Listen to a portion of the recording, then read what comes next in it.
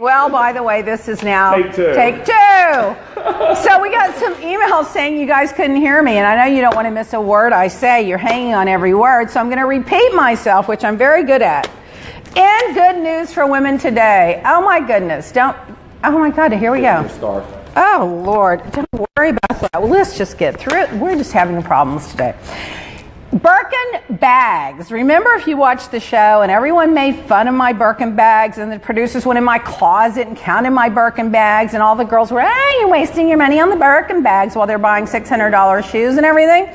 Well, it turns out there's a study done by Bag Hunter and a luxury handbag website that says over a 35-year average that the stocks market goes up about 11.66 on an average, but that turns out to be an annual of about 1.9% over the 35 years.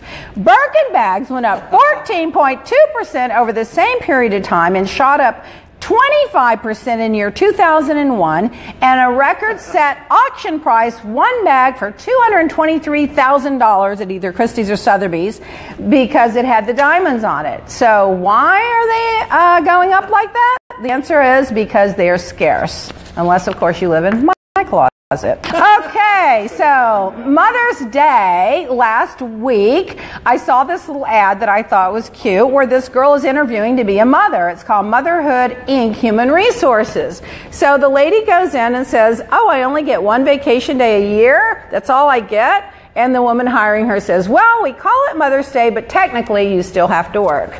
So mothers, there you go.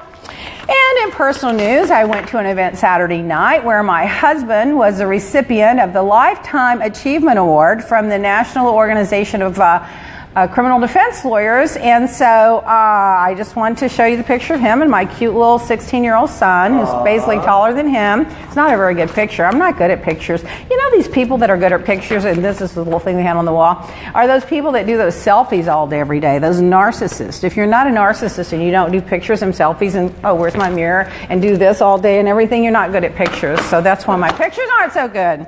Now, you know I'm obsessed with the airlines, right? Oh, my goodness. Oh, I just can't with the airlines anymore.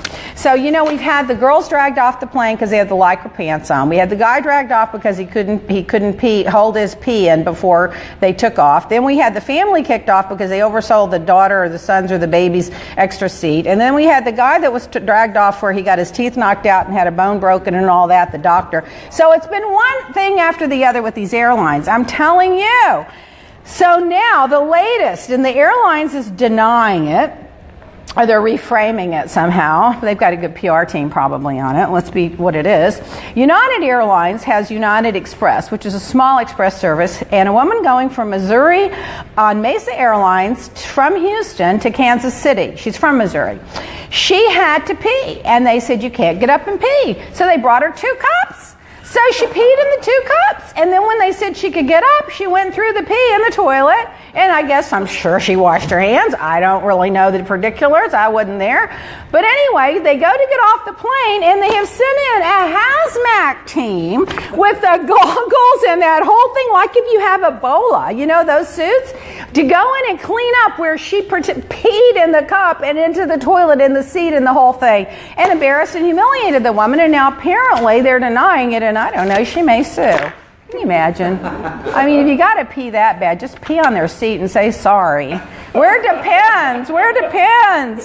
According to Perez Hilton, JetBlue, there was a big argument out of New York to JFK about a cake.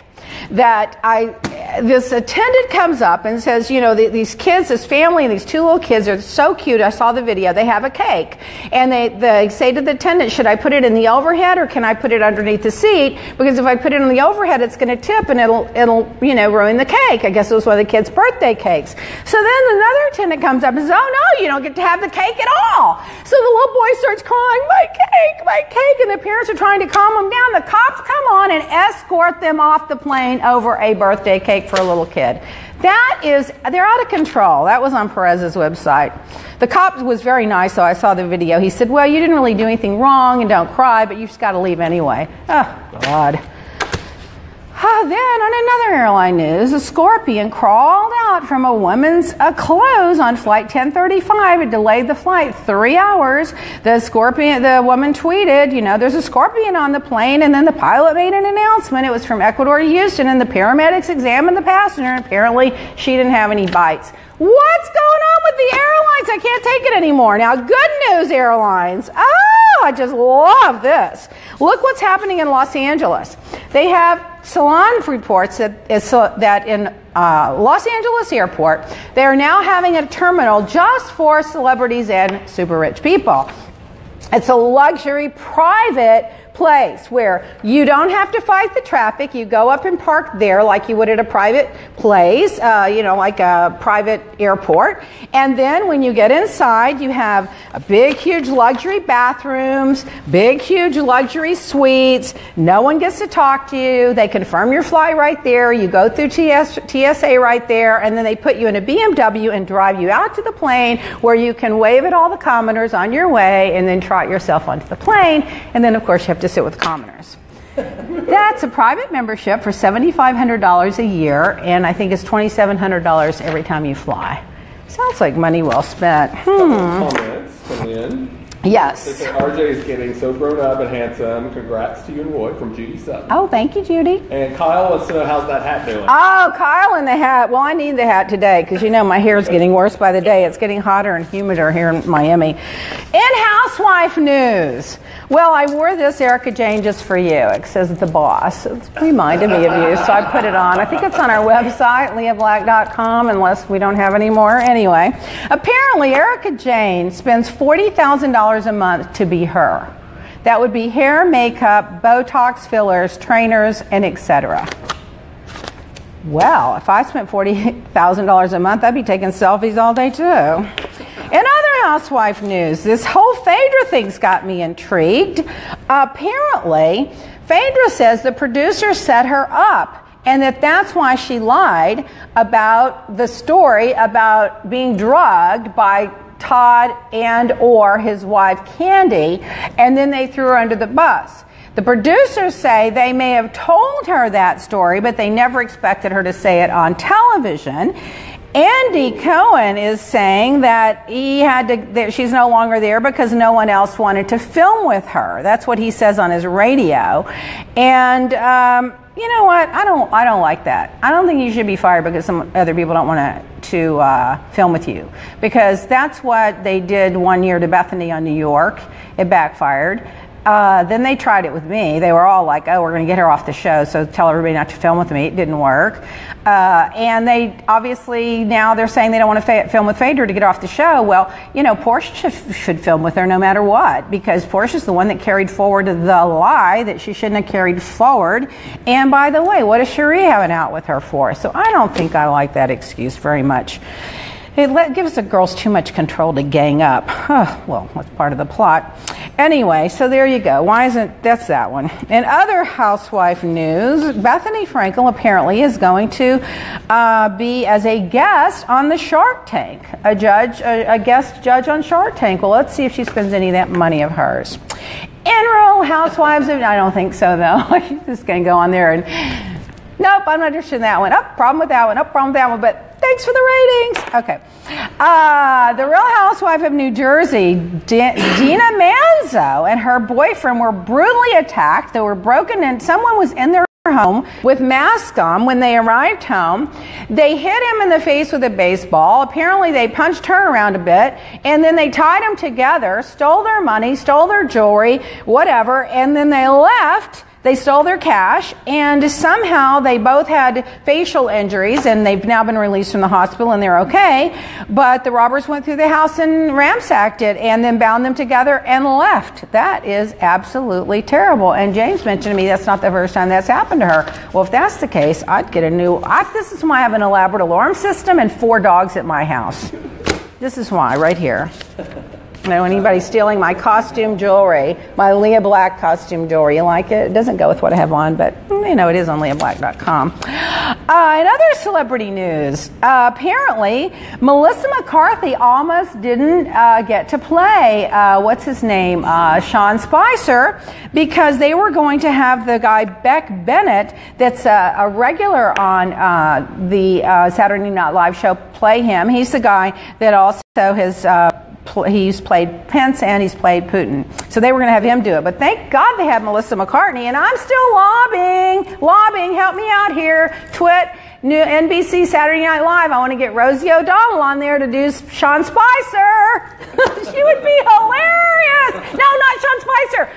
Steve Bannon. I want her to do Steve Bannon. Oh my God, she'd be so good. And how thin-skinned would it be for Donald Trump to have Rosie O'Donnell there making fun of one of his most evil advisors? Oh, Anna Wintour at the Met Gala.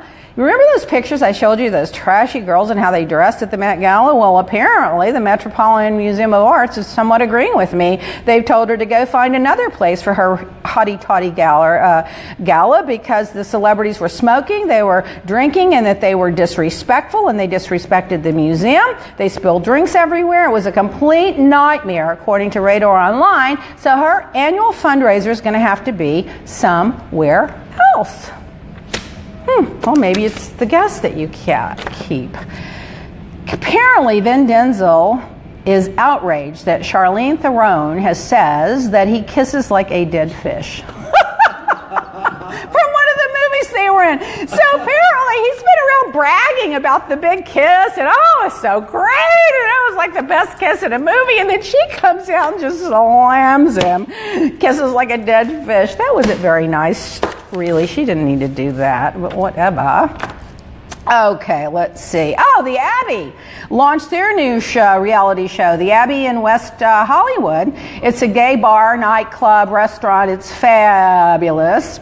And they launched it last week on Sunday night, and you guys have to tune in and watch it.